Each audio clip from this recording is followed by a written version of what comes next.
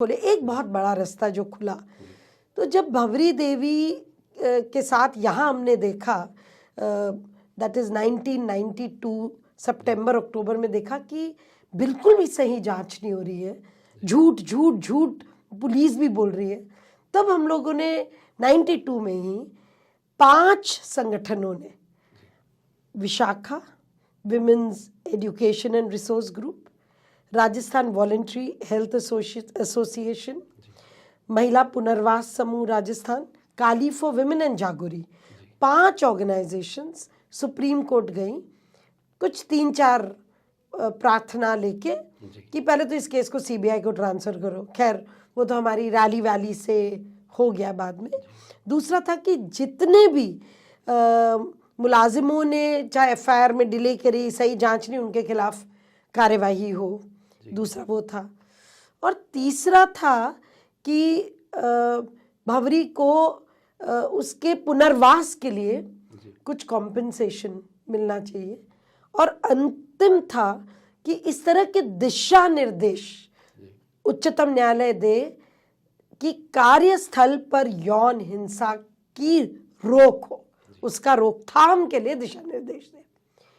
तो जब ये फाइनली सुप्रीम कोर्ट में, तो 92 से चला 97, 13 अगस्त 1997 को ये फैसला आया और justice J S. Verma and Sujata Manohar, justice Sujata Manohar ने ये फैसला दिया।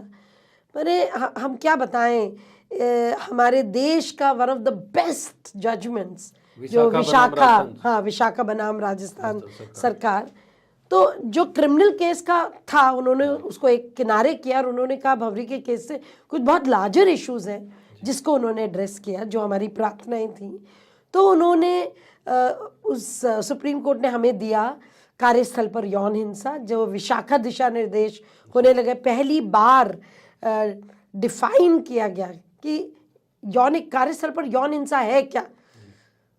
तो वो मौखिक भी है और वो हम लोग जो नॉन वर्बल भी है, वर्बल भी है, नॉन वर्बल भी है, जैसे इशारों से और ये सब करना, फिजिकल भी है और कंप्यूटर, अभी तो साइबर हो गया है, तब तो ईमेल वगैरह होते थे, उसके जरिए उन्होंने पूरा डेफिनेशन दिया कि किसी भी तरीके का एडवांस जो मैं पसंद नहीं करती, any unwelcome advance that I don't want, वो यौनिक हिंसा कहलाया जाएगा एक कार्यस्थल पे।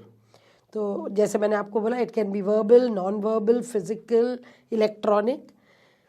इसके अलावा एक 2 बहुत ज़रूरी चीज़ें कहीं।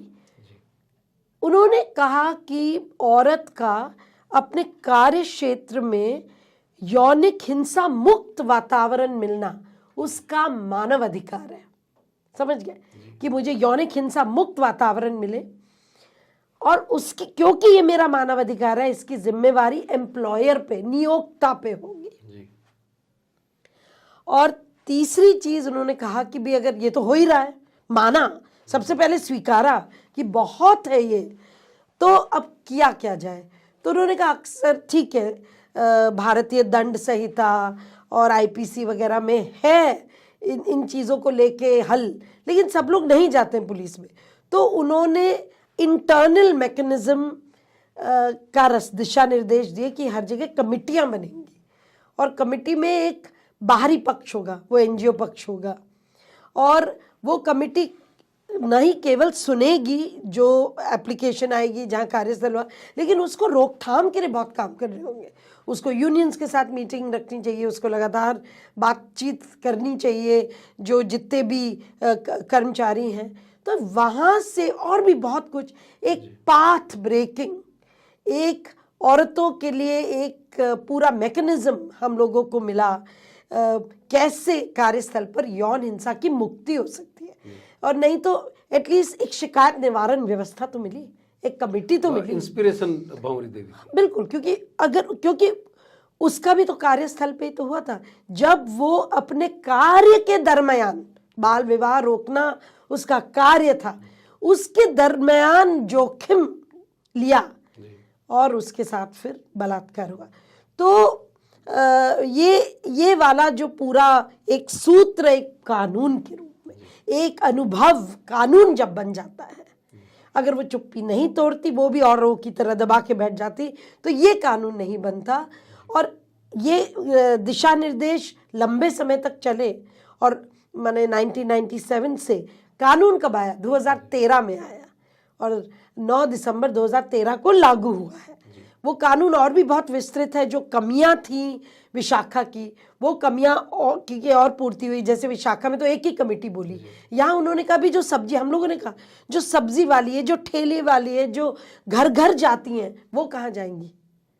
तो उनके लिए वहाँ तो कमेटियाँ नहीं बनेंगी, उनके लिए डिस्ट्रिक्ट कलेक्टर बनाएगा लोकल कंप्लेंट्स कमेटी। तो इस तरीके से ज़रूर है, उसमें बहुत कमी है, बहुत कमज़ोरियां हैं, क्योंकि जो नियोक्ता या इंचार्ज होते हैं वो चाहते नहीं हैं उनके चहेतों के विरोध में कुछ हो। लेकिन एक संघर्ष है, एक महिला आंदोलन का संघर्ष, जिसका हम पूरी रूप से कहेंगे भंवरी देवी के नेतृत्व में जो संघर्ष हुआ, जो सुप्रीम कोर्ट ने भी उस भावना को रखते हुए एक कानून बनाया और बाद में हमारे देश के संसद ने, तो ये एक बहुत बड़ी उपलब्धि उस पूरे संघर्ष की रही है।